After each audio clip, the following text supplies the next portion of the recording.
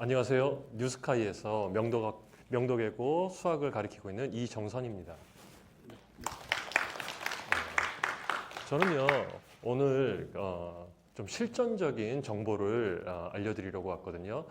그래서 명도계고 수학의 특징 그리고 우리가 어떻게 대처를 해야 되는지, 그렇다면 예비고1 학생들이 1, 2월에 어느 정도까지 공부를 해야 되는지에 대한 정보를 좀 알려드리려고 왔습니다. 한번 보실게요.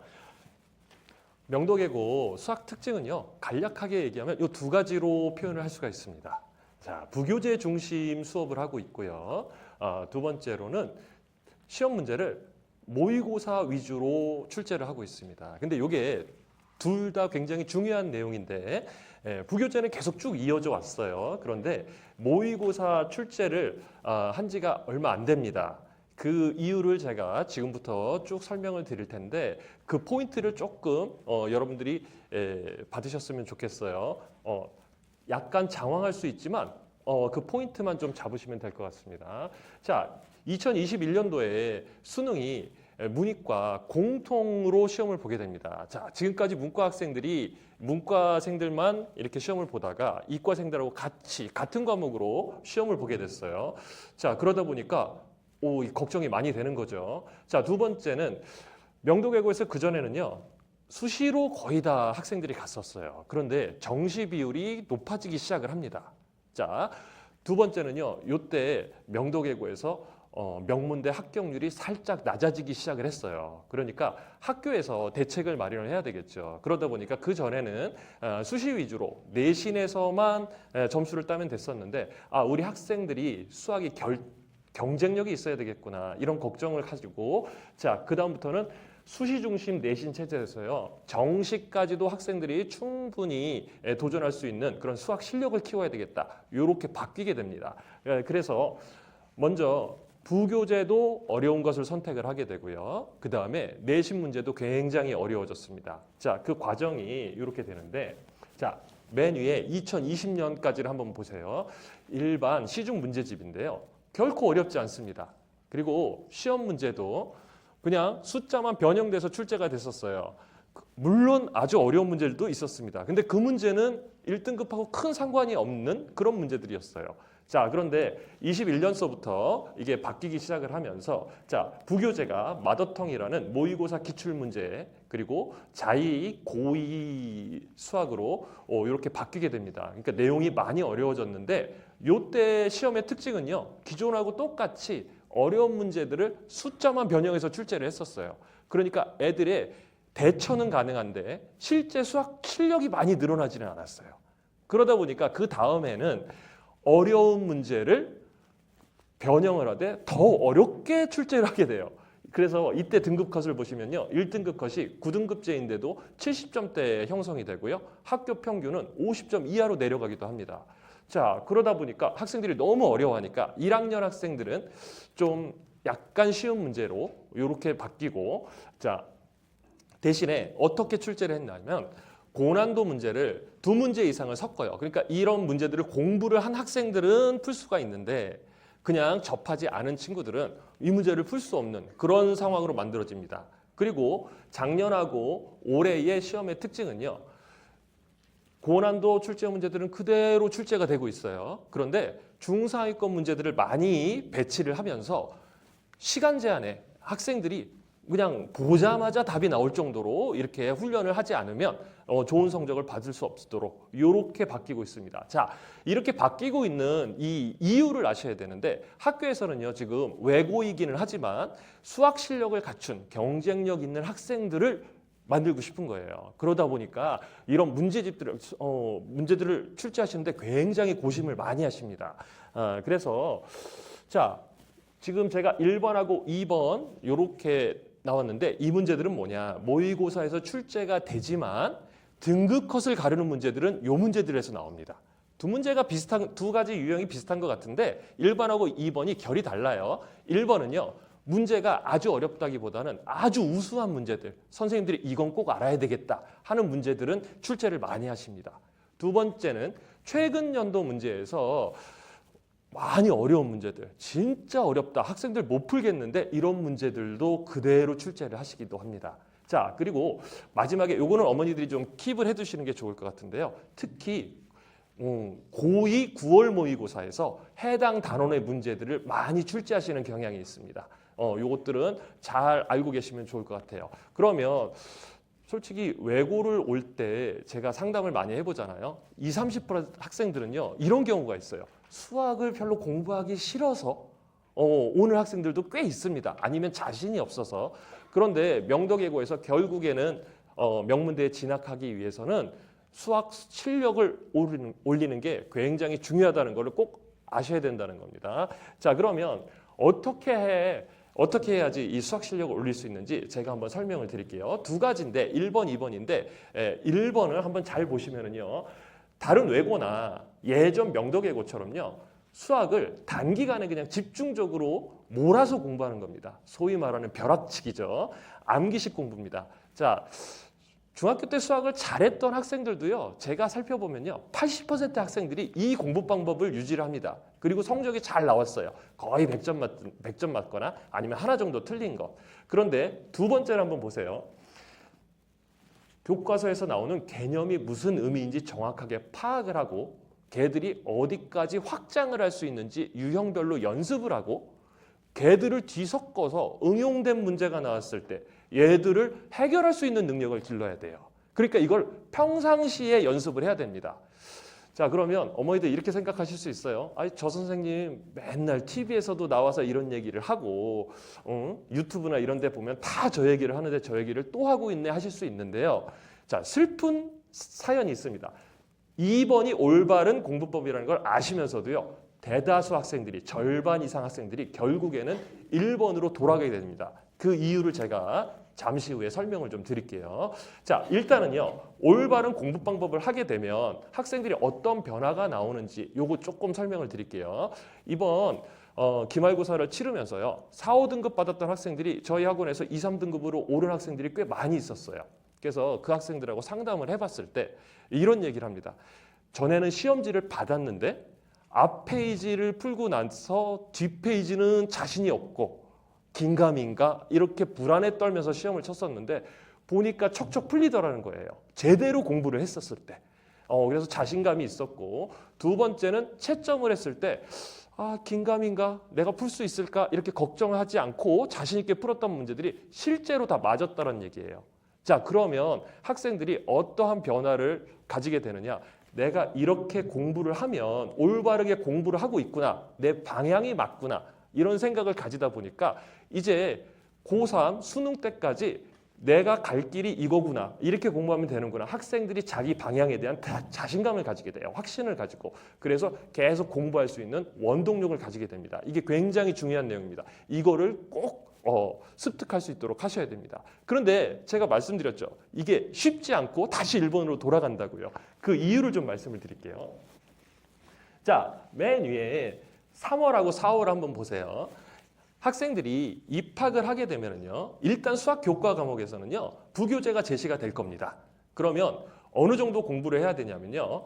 보통 600문제에서 700문제 정도를 공부를 하게 돼요. 그러면 하루에 20문제 정도니까 그렇게 부담스럽지 않거든요. 그런데 실상을 알고 보면 이렇습니다. 첫 해 입학을 해서 첫 주에 기숙사에 입소를 하니까 학생들이 변화가 아주 심해요.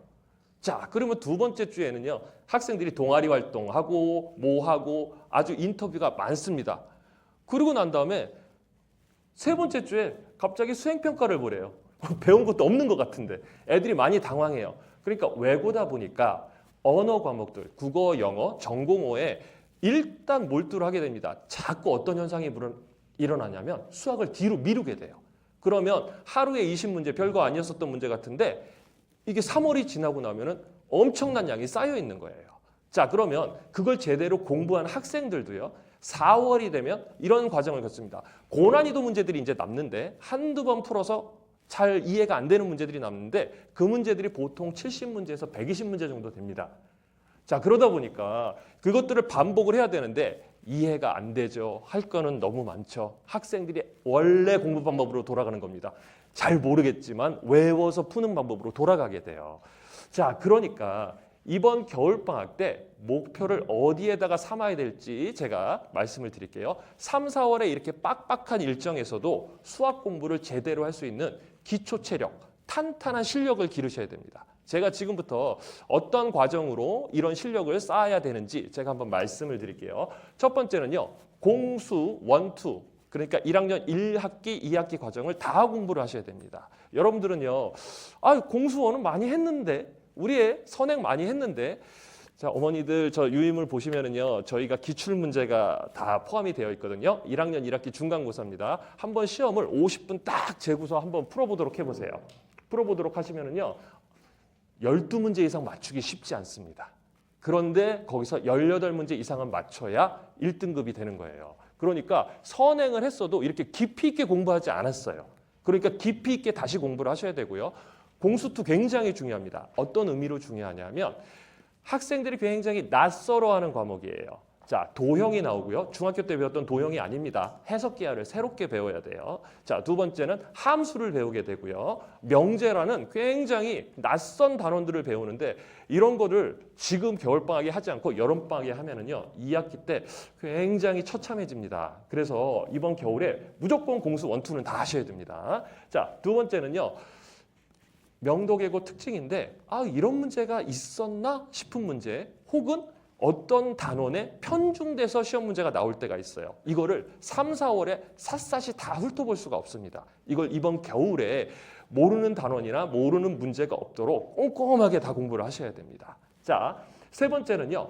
과하다 싶을 정도의 학습량을 확보를 하셔야 됩니다. 그러니까 공부를 많이 하긴 해야 돼요. 그런데 그냥 같은 문제를 그냥 무한히 반복하는 거는요. 공부가 아니고 노동입니다. 자, 공부를 어떻게 하셔야 되냐면요. 같은 문제를 반복해서 보는 건 좋지만 그게 최우선이다 생각하지 마시고요. 항상 테스트를 볼 때 내가 살짝 풀기 힘든 문제, 버거운 문제들을 점진적으로 테스트 과정을 높여서 문제를 풀어야 됩니다. 그거를 과할 정도로 반복을 하셔야 됩니다.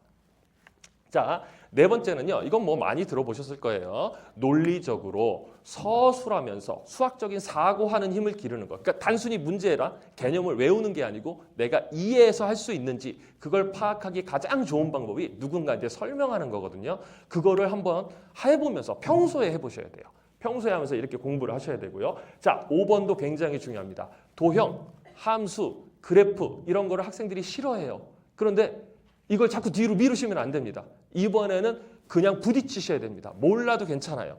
자꾸 알 수 있을 때까지 하셔야 돼요. 그래야만 2학년 때 수능 과목을 배울 때 이거가 대처가 가능합니다. 자, 그러면 이렇게 공부를 할 때 저희 뉴스카이에서 어떻게 공부를 가르치냐면 자, 겨울방학 동안 저희들이 제시하는 문제들을 보시면은요. 보통 2,500문제에서 많게는 3,000문제 이상 공부를 하게 돼요. 매일 50문제 정도 공부를 하게 되는데 요 과제를 아까 전에 말씀드렸죠. 과하다 싶을 정도로 학습량이 좀 있어야 된다고요. 자, 두 번째 중요한 건 뭐냐면 그냥 푸는 게 중요한 게 아니에요. 그게 내게 돼야 돼요.